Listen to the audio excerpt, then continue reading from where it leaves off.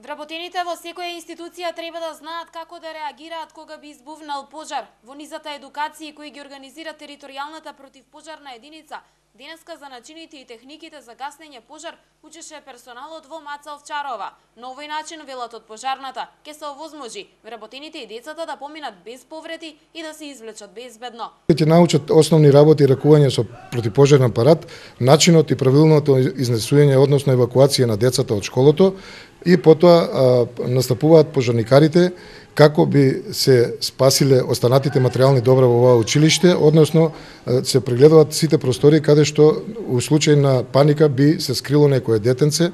Значи мораме да биде чисто, да биде се чисто, да биде се проверено, за да можеме да бидеме сигурни дека нема настрадано никој од сите вработени тука и од учениците.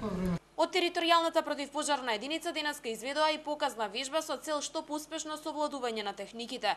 Ваквите активности се редовни, а целта е населението да се едуцира и да знае како да постапи во услови на пожар. Значи во нормални училишта каде што децата се нормални, не е вака како што се овие деца, е од 2 до 5 минути.